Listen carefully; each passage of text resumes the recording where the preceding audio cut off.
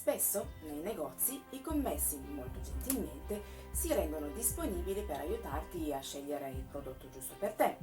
Questo capita a maggior ragione nei negozi di arredamento, soprattutto quando devono farti un progetto. Spesso vengono proposte scelte stilistiche davvero belle ed accattivanti, ma è sempre corretto seguire questi suggerimenti?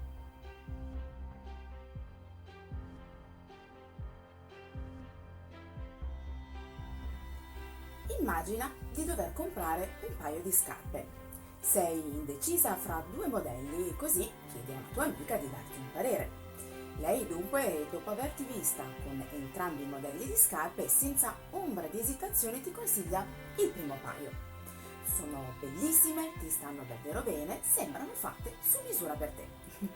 Tu ti trovi in parte d'accordo con la tua amica, quelle scarpe sono davvero favolose. Tuttavia, camminandoci un po', ti rendi ben presto conto che, per quanto esteticamente belle, quelle scarpe non ti fanno provare le sensazioni che vorresti. Magari è solo un leggero fastidio al piede, oppure semplicemente quel modello non ti fa sentire completamente a tuo agio mentre lo indossi. La tua amica però insiste perché tu scelga il primo modello, il quale secondo lei è il migliore dei due. E alla fine? Scommetto che faresti di testa tua e, dopo aver ringraziato educatamente la tua amica per il parere, sceglieresti il secondo paio di scarpe. Sì, perché la scelta di un accessorio così importante che devi indossare tutti i giorni spetta solamente a te. E non permetteresti a nessuno di scegliere al posto tuo. Sei d'accordo? Ma se non permetteresti a nessuno di scegliere al posto tuo le scarpe, lasceresti che un'altra persona si occupi dell'aspetto estetico della tua casa? L'altro giorno una mia cliente mi ha contattato per un consiglio riguardante la sua sala. Le sembrava spenta e non vi si sentiva pienamente rappresentata. Ci siamo quindi accomodate in cucina per parlare e per capire con precisione quello che voleva e come voleva sentirsi in quell'ambiente. Entrando in cucina, mi ha raccontato di aver buttato giù un muro per unire la cucina e la sala da pranzo, in modo da avere un ambiente più confortevole e luminoso, adattandolo così alle sue esigenze. La parte della cucina su cui si era trovata maggiormente a discutere con il suo architetto era stata la zona del lavandino e del piano cottura. L'architetto sosteneva che fosse meglio usare la tinta lavabile come paraschizzi, invece delle classiche piastrelle. A suo parere la cucina sarebbe apparsa molto più bella esteticamente con la tinta lavabile.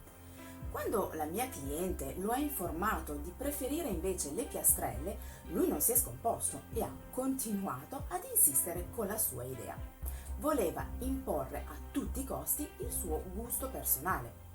In altre parole, voleva scegliere il paio di scarpe per lei. E alla fine? Esatto, la mia cliente ha fatto di testa sua e ha scelto le piastrelle. Non si fidava della tinta lavabile e sicuramente si sarebbe poi trovata a disagio a cucinare con quella.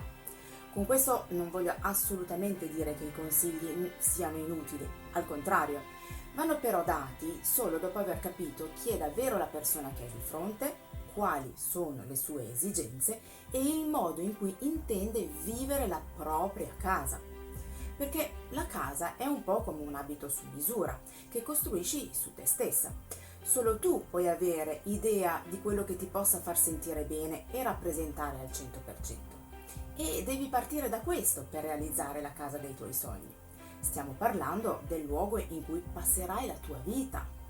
Come ti sentiresti se fosse costruita secondo i gusti di qualcun altro? Rischieresti di arrivare a casa ogni giorno, sederti sul divano e vivere come se fossi a casa di uno sconosciuto. È per questo che io, prima di ogni altra cosa, provo a scoprire qualcosa di più sulla persona che ho di fronte. Non si tratta semplicemente di arredare una casa, si tratta di costruire l'ambiente in cui tu dovrai vivere la tua vita. Cosa c'è di più importante? Così cerco sempre di capire quali sono i desideri dei miei clienti, le esigenze specifiche di ogni persona, perché ogni cliente è diversa e ha un modo particolare di sentirsi a casa. E tu? Qual è il tuo modo di sentirti a casa?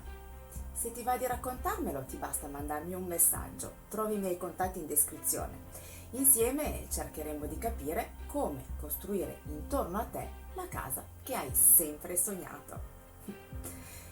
Se il video ti è piaciuto, fammelo sapere con un like o con un commento e se non l'hai ancora fatto, iscriviti al mio canale, così non ti perderai i prossimi video.